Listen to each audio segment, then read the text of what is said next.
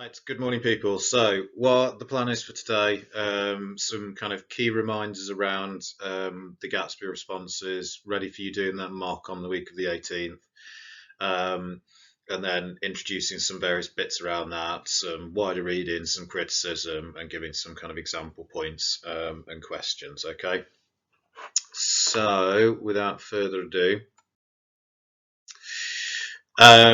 yeah, sorry, this kind of clarifies it.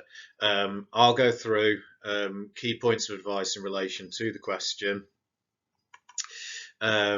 We will have a discussion as we go through of a couple of different questions to kind of give you examples, just to kind of clarify exactly what you're answering.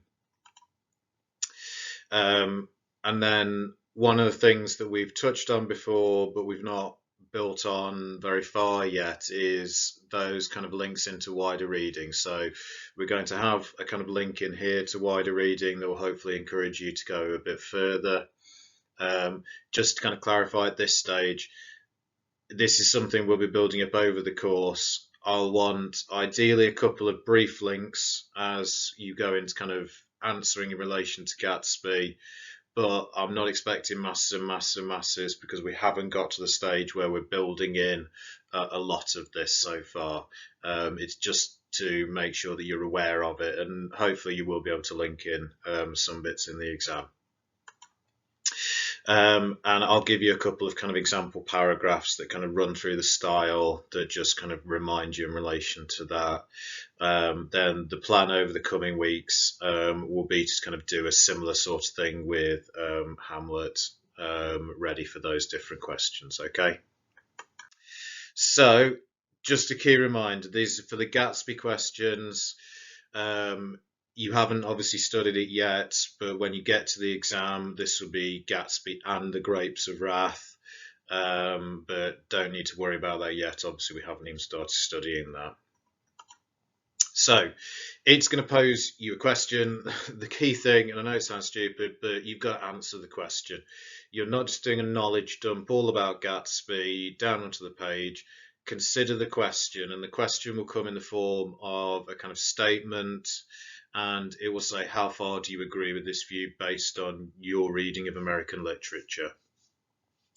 So that will be how you are linking Gatsby essentially to that statement, and just make sure you are linking it to that statement. Use the question terms, take it, kind of argue both sides if you can. It doesn't have to, when you say kind of both sides, it doesn't have to be kind of polar opposites. You can argue that grey area in the middle and things. Remember, the primary assessment objective for this one is context. It doesn't mean how much context you get in there, it's how well you are linking the context into your discussion of the texts, okay? So how you are integrating it within your discussion. So you need to keep context in mind, but you don't just want to shoehorn in context.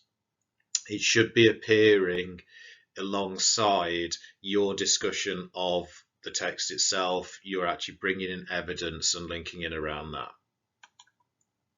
So in a very basic sense, with this context, you're kind of thinking in your mind's eye what the writer kind of likes about society, how that is reflected in their text, what they dislike about society, how that's reflected within the text, so what they're kind of criticizing, how they're simply reflecting on the changes that are happening during the era that they're writing or that they're kind of setting the text.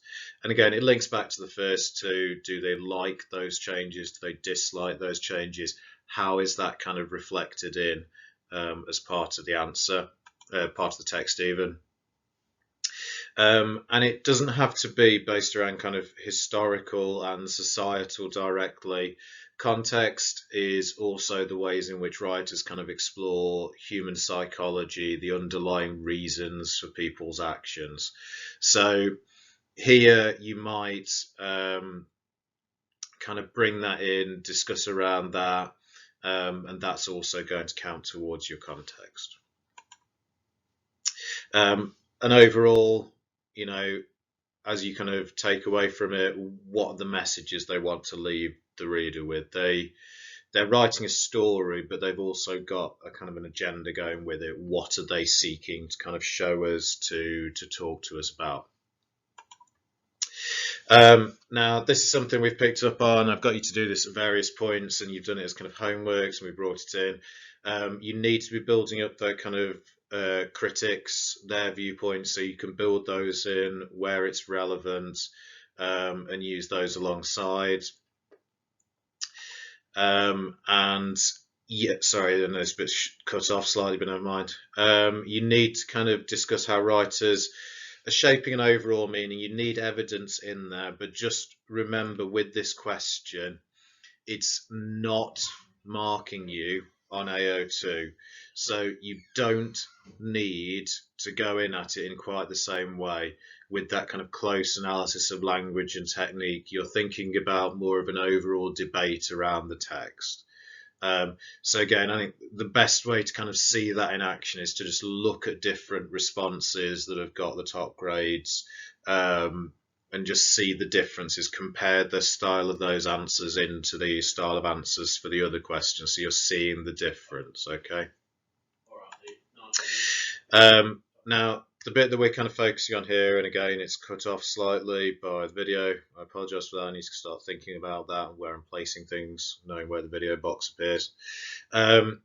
You will need to kind of compare in to other texts. So compare both to The Grapes of Wrath, across to Gatsby, but also to your kind of wider reading. Now, we did a very little bit of this with kind of building in the wasteland as we were looking at Gatsby. And I will be encouraging you over summer, alongside your reading of the other kind of texts, to go away and to make sure you've read at least one other kind of full-length American novel of the period that you can build in various bits alongside this.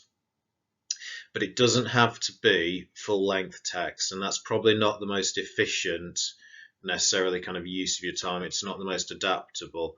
What I would be suggesting is, as alongside that full-length text, in class we're going to look at several short stories, we're going to look at a number of pieces of poetry, and some drama as well.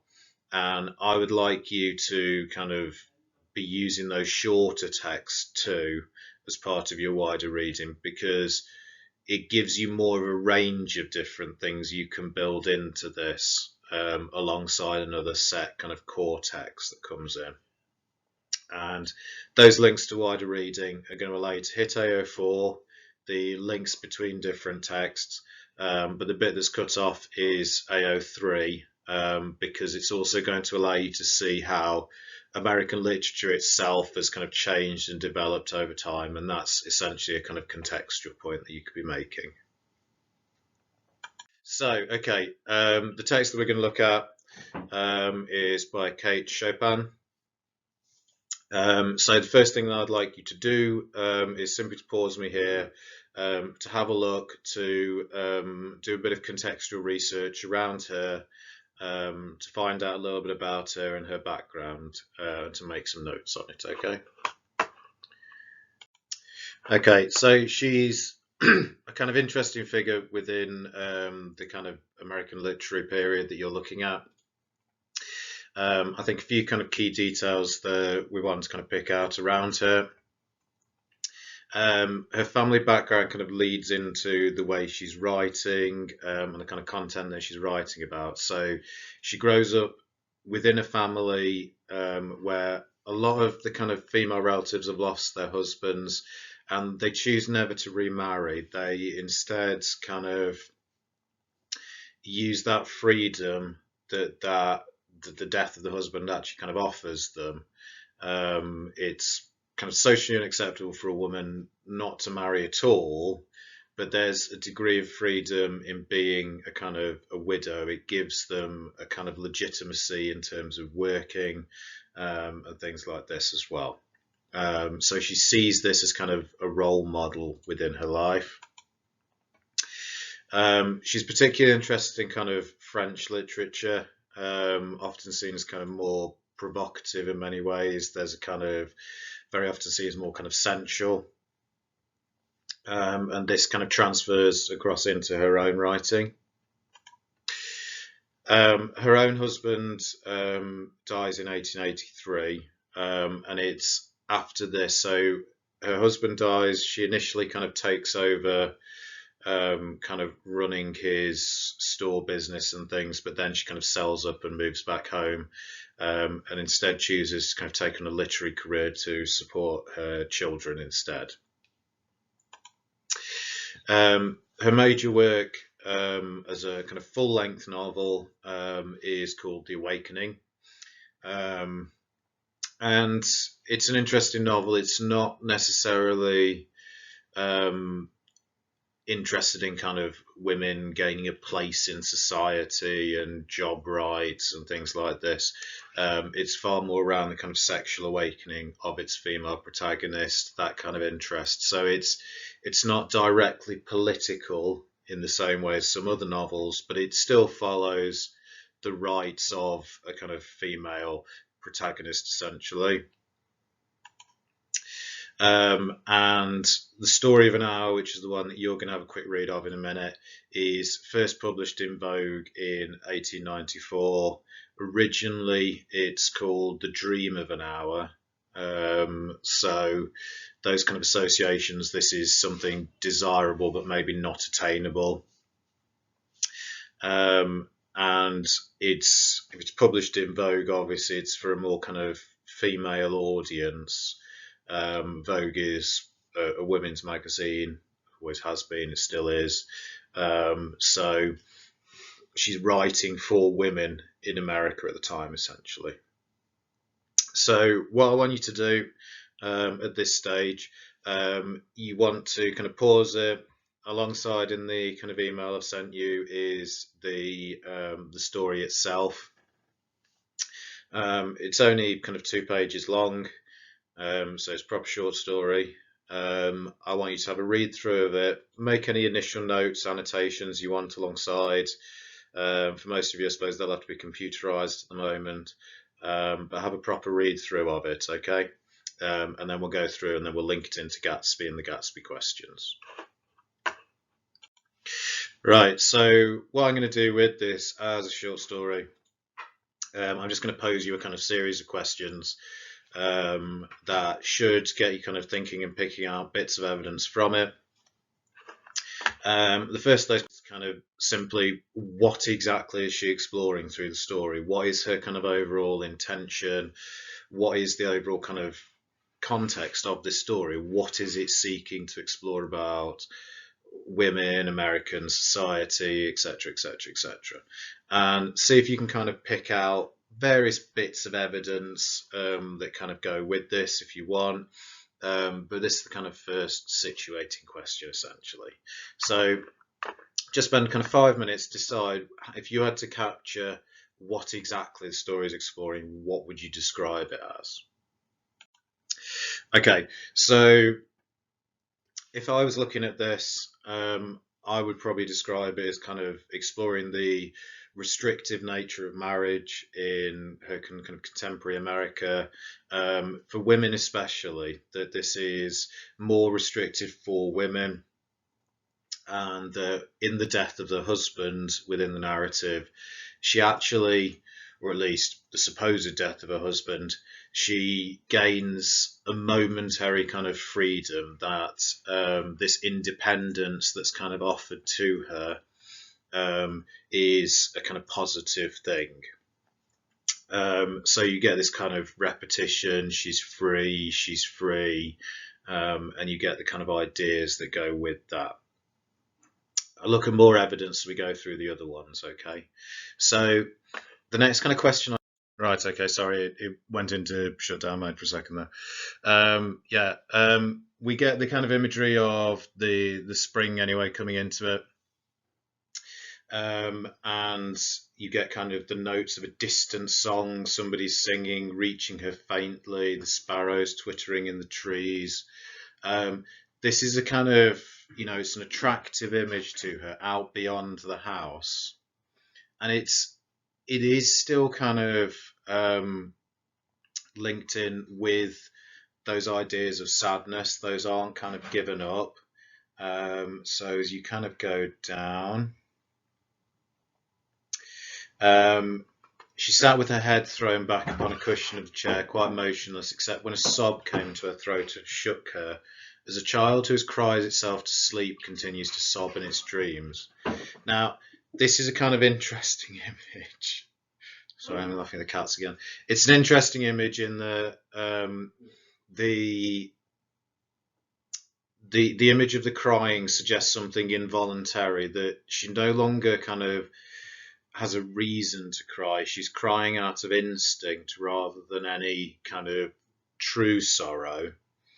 Um, and yes, it's described as a kind of monstrous joy that holds her, but there is a joy that's coming in here. Where's the other bit I wanted? Right, okay. So it kind of builds on this. And she does kind of consider the funeral of her husband, and there is a sadness that goes with this. Um, dun, dun, dun, dun, dun. She knew that she would weep again when she saw the kind, tender hands folded in death, the face that had never looked save with love upon her, fixed and grey and dead. So there's a kind of an inevitability to her kind of her pain here, and it's kind of fixed with that image of him kind of in death, the greyness, and it's kind of the reminder here he's not necessarily a bad husband. He's depicted here had never looked save with love upon her, so it's not that this is a kind of a cruel husband that she's escaping from, but it's still restrictive is the implication. And you get the kind of contrast as it goes through, you get the shift, you get the but she saw beyond that moment a long procession of years to come that would belong to her absolutely. So the but creates a shift, and she sees now, once past the point of death, the kind of the happiness and the joy that goes with this, the freedom that's kind of opening up in front of her. So it is a sad story of loss of the husband, and he's not a cruel husband. He's not depicted as such, but it's a happy story in that it offers her freedom. Now, as we kind of go through with the kind of return of the husband, essentially it kind of ends up a sad story, you could argue, in that, well, nobody really wins in any sense. She dies of the joy that kills. That it's this kind of ambiguous statement. Is it that it's that her joy has been taken away, or is she so overjoyed at the return of her husband? Well, the implication is it's not the return of her husband, it's the taking away of that image of freedom. And once she's experienced that thought of freedom, she can no longer conceive of this kind of life of restriction. So it's an ambiguous story as to whether it's happy or sad or not. Now, the next way I want you to look at it, I want you to kind of consider the character progression over the course of the narrative. How does our kind of it's a kind of omniscient narrative voice. It's able to see into the mind of kind of Louise. So how does she kind of change over the course of the narrative? How is she kind of presented as progressing? And how could you kind of evidence that as it kind of goes through? Does she, by the end of the narrative, change entirely, or is there a kind of return in certain ways to the position she's placed in at the start of the narrative? So again, just spend 5-10 minutes with this in mind as a kind of way of approaching it. See where you can kind of pick out in relation to this. Okay, now one of the things that you might note is that kind of initial introduction to her as a character. And the reference to her kind of her heart trouble. Now, this in certain ways is presented as a genuine kind of physical weakness. It can also be taken kind of metaphorically as a kind of spiritual or emotional kind of weakness here. So she's depicted at the start as kind of frail in certain ways. There's a kind of weakness depicted through this heart trouble. And as we go through, there is a kind of movement from this weakness into a kind of strength as we go through. Okay, so if we look kind of slightly further through that first page, um, there is, she was young with a fair, calm face whose lines bespoke repression and even a certain strength. So as she sits there and she contemplates her husband's death, we start to kind of move from this kind of positioning of weakness. We get the reminder of her as kind of youthful, and the kind of strength, the, yes, it's under a layer of repression, but it's starting to come through. It talks about the dull stare in her eyes, but it kind of says as it goes further through, it was not a glance of reflection, but rather indicated a suspension of intelligent thought. So it starts to depict kind of an intellect here that's stifled, that is kind of repressed, and to reveal this kind of coming to an awakening at this stage. And this suspension of intelligent thought turns into a kind of an awakening, essentially. And as we move kind of further through, the sister reappears, and there's this kind of worry about the weakness of Louise, but there's now this kind of strong assertion, I am not making myself ill. And just before the husband kind of returns here, we get the kind of ultimate image of strength, this unconsciousness in the image as well. She carried herself unwittingly like a goddess of victory. So the image here is of kind of complete empowerment. She's moved from the very weak image of the start of it, and through this kind of recognition of freedom, she's depicted as kind of growing in strength in various different ways until we get this kind of final image here. And then it kind of turns it around at the end, and we get a return to the kind of weakness. When the doctors came, they said she had died of heart disease, of the joy that kills. And with the return of her husband, she's returned to the weakness of the start of the narrative, and all that strength is essentially once again repressed, and she dies essentially of this. So next, consider what is it that's at kind of the root of this character's destruction? Is it an internal weakness, or is it something external to her? What is it that's kind of causing her to kind of suffer here, to kind of destroy her essentially? What are those outside forces that are kind of repressing her? Okay, so again, go back through, try to kind of look at where the blame is essentially placed in different ways as it goes through. So again, same as last time, with that kind of in mind, go back through, see what you pick out. Okay, so we return to kind of some of the same images as before. There is a kind of a personal weakness within her. There's a kind of frailty that's depicted within her at this point, the kind of frailty of her as a woman. We get the kind of the reference to the heart trouble again. As we go further through, if I can find it,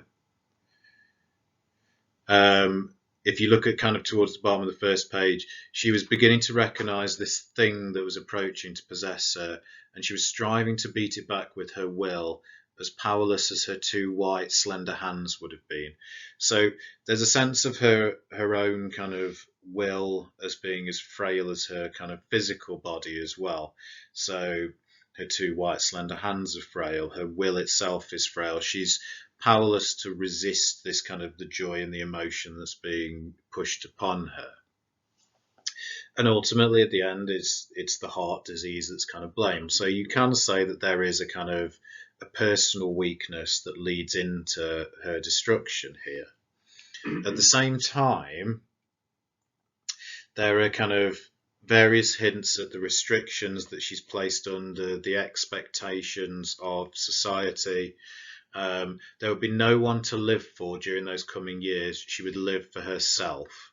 So it kind of reflects the fact that women are expected to kind of give up their own sense of identity, that they are expected to live for other people.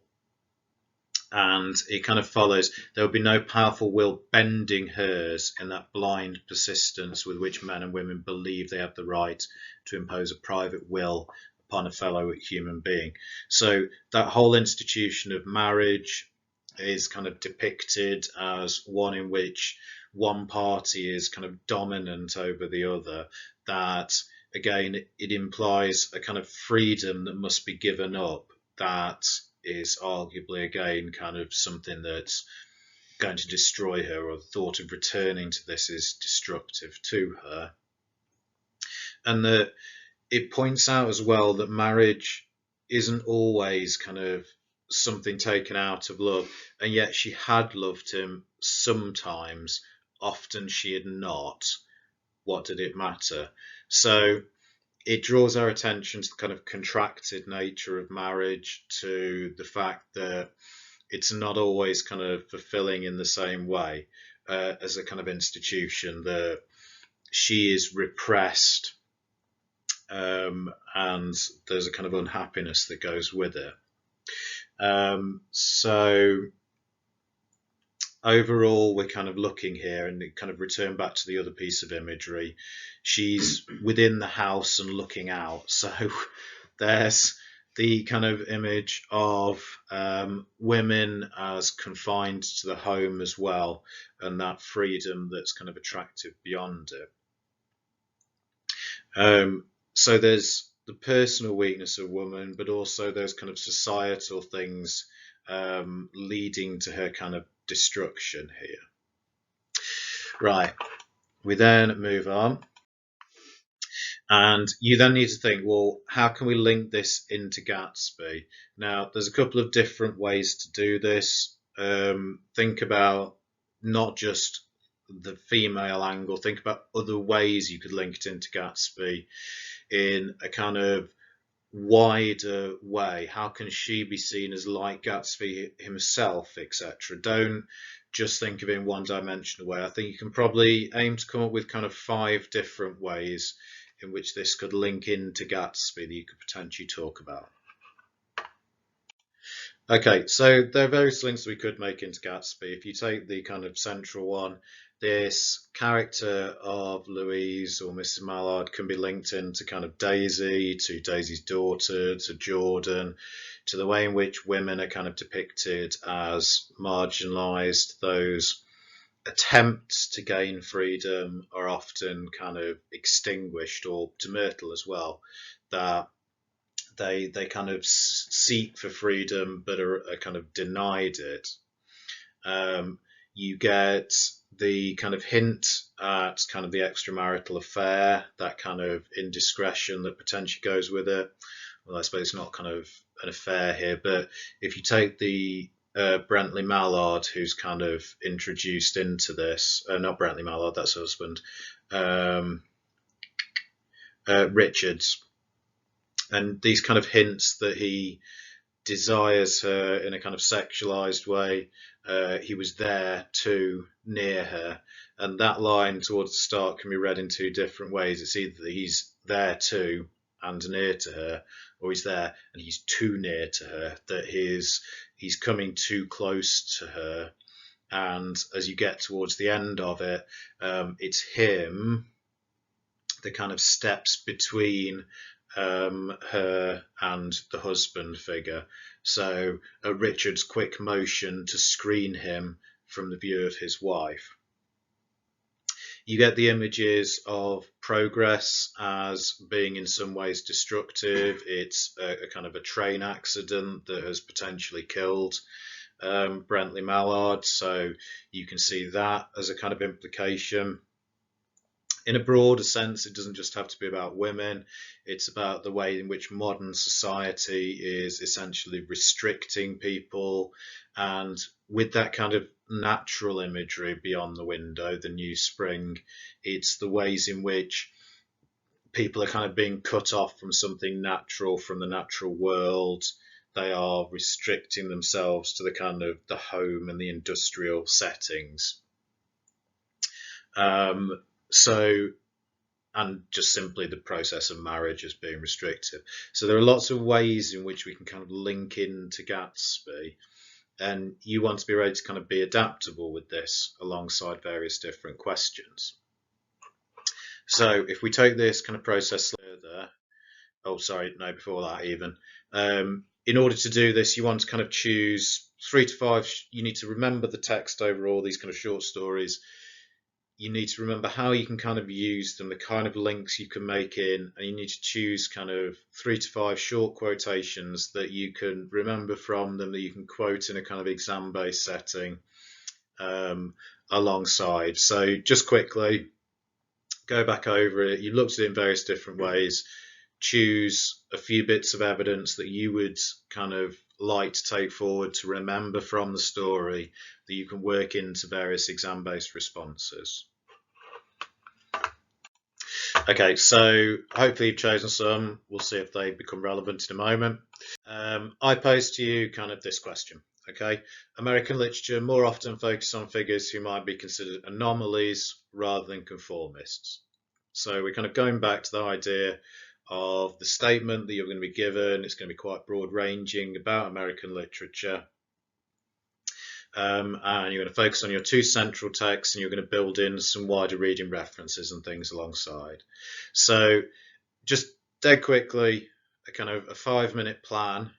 Think about Gatsby as your kind of central text. Remember, you can argue a middle ground as well. So just kind of run through in your head some of the central characters within Gatsby. Are they anomalies within the society in which they're depicted, or are they conformists, or are they a bit of both? Do they kind of cover that middle ground, essentially? Okay, so hopefully you've had a kind of quick consideration of the various different characters. So if we take somebody like Gatsby, who we'll focus on in a moment, in many ways Gatsby is half and half. Gatsby is exceptional. Nick marks him out as kind of different. His aspirations are purer than other people. He's an anomaly then. He's also a success in a world where lots of people pursue success. He's one of the few people who's actually managed to gain it. And he's, succeeded. On the other hand, Gatsby shares in the immorality of various other people within the narrative. Gatsby is depicted as, in many ways, seeking the same things as them. He is still seeking money. He's still seeking the American dream. So is he actually any more different? Other characters might be considered kind of more straightforward. Somebody like Tom, or somebody like Wilson, in many ways, they conform to the social classes that they are part of. Wilson is that kind of broken down figure of the bottom. Tom is that kind of cruel and callous figure at the top. Representative of their classes. Jordan might be another interesting one that you look at. Jordan is, she's a representation of the flapper. She's conforming to a kind of new idea of women, but at the same time, she's kind of an anomaly. She's breaking away from wider perceptions of women. Myrtle we can deal with in a similar way as well. Myrtle is kind of an anomaly within the Valley of Ashes, so she's kind of marked out. She continues to smoulder, whilst others in the Valley of Ashes are kind of depicted as ash. And yet she too is returned to this kind of position of conformity, and is kind of punished for essentially that kind of social climbing element. Now, bear that in mind. You will need to use those kind of ideas that you've just come up with as your lines of argument. You then need to prove it with evidence. What you would need to bring in is secondary criticism. So here I've just taken a short bit from an article by Barbara Will,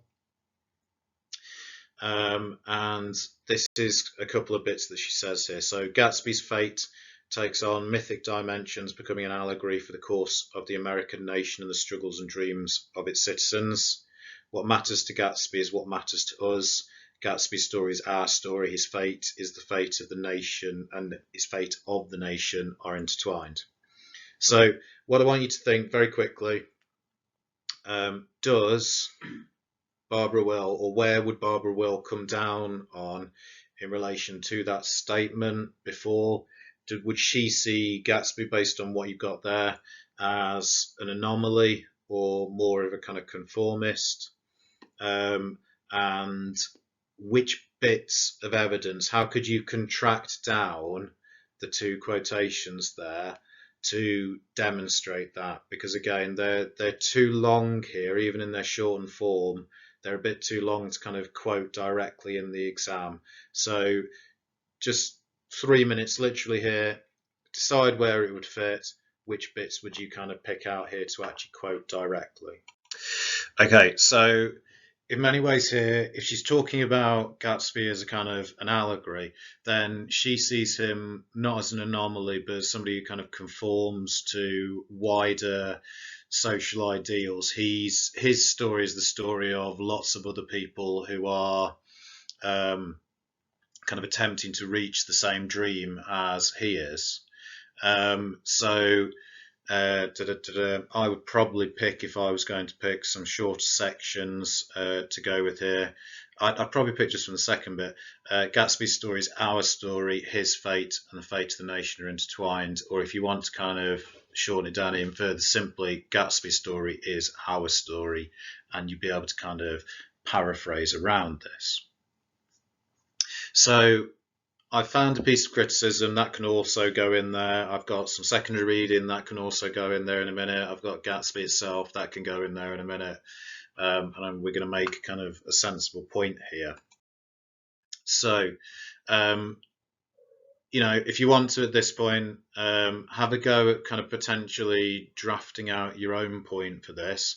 I'll show you a point in a minute that I've written that kind of incorporates the different bits, and then we'll think about the kind of follow-on point that gives you a bit more from the wider reading that also allows it to kind of go in with it as well. Okay, so here's my kind of point, and once again I've forgotten that we've got the little video in the bottom corner, but never mind. So I start out by kind of contextualizing the argument. The eponymous character Gatsby is both an anomaly and a conformist, and I'm using those question terms, and I'm showing that here I'm going to argue a kind of middle ground. And I show both sides then. I'm still introducing the argument. He's an anomaly through his achievement of the American dream and the excessive success, something many people aspire to but few succeed in, and through his links to the seedy underworld of organised crime. So as opposed to many people, he's kind of, he's a gangster within this setting. He's achieved success. I'm getting marks for context here because I'm linking it into that context of the Americas at the time. However, he does conform to the wider aspiration and pursuit of the modern and consumeristic American dream, at the heart of which lies money. So I'm then linking into the other side of the argument, so I'm getting AO5 marks. I'm also still linking into kind of context by linking it into that kind of consumeristic American dream. I then get marks because I introduce my critic. Barbara Will notes that Gatsby is an allegory for the course of the American nation, and that his fate and the fate of the nation are intertwined. And this showing that kind of it's reinforcing that angle of him as a conformist. I then start to build in evidence from the text. Gatsby's house is described as a factual imitation of some hotel de Normandy, suggesting that, like the rest of the new rich social class to which he belongs, he seeks a validity and imitation of the old money. Similarly, his pursuit of Daisy is linked to the pursuit of money and the social legitimacy representative of not just Gatsby, but his wider social class. Ultimately, he realised this in a moment of anagnoriasis that her voice is full of money. So I'm not breaking down the evidence in massive detail, but I'm talking about what it signifies, what the kind of point of it is. So I'm not necessarily talking about the metaphor. I'm not talking about the kind of it in detail. I'm not breaking it down for kind of adjectives and verbs like I would in some of the AO2 focused ones, but I'm still analytical in this. And I kind of continue it through this. Fitzgerald takes away any sense of Gatsby's aspirations as different to those around him and reduces them to the pursuit of money. So I've made a clear line of argument on one side, then I kind of introduce my other side with evidence this time. However, whilst he does seem to conform to in many ways, the narrative voice of Nick, so again, I'm getting some terminology, but in a more detached way. There is also a purity to his dream lacking in others. He suggests Gatsby is worth the whole damned bunch put together, and that he in some ways has transcended the simple greed and avarice. So I'm kind of, again, building in evidence that shows the other side. Okay. So I've got kind of three pieces of evidence in there. I've got my critic. It's got kind of contextual detail that kind of helps to bring the argument together. And I'm arguing kind of both sides. So I'm hitting all the assessment objectives here. Again, kind of take you back to the question and just think again, how could you use the story of an hour to kind of create a point of similarity here?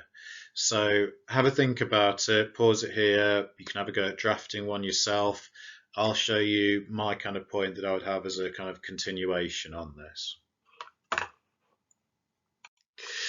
Okay, so here's my relation to the story of an hour. The central figure of Louise in Kate Chopin's The Story of an Hour is arguably similar to Gatsby. So I'm not just dropping it in here, I'm saying it's similar to Gatsby. I'm trying to build up how it's similar to Gatsby. She becomes an allegory of the wider women's movement even. So I'm linking back to the idea of Gatsby as an allegory, into her as an allegory, and their desire for freedom, and in such a way conforms to the wider aspiration. So yeah, just like Gatsby conforming. However, unlike many women, she does experience a brief glimpse of this freedom represented by Chopin through that should be her view through the open window and the symbolic new spring life she views there, the elixir of life it provides. So I've chosen a few bits of evidence. I'm saying that actually in some ways she goes against it. In the end, she's forced to return to a state of conformity that arguably leads to her death in the return of her husband and the joy that kills. So I've worked those bits of evidence in. I've said that she's similar simply in the fact that she too is both a conformist and an anomaly. I've used evidence for this, and my context this time is not in terms of kind of the American dream and the desire for money. My context that I'm kind of building in is around women and the women's movement at the time.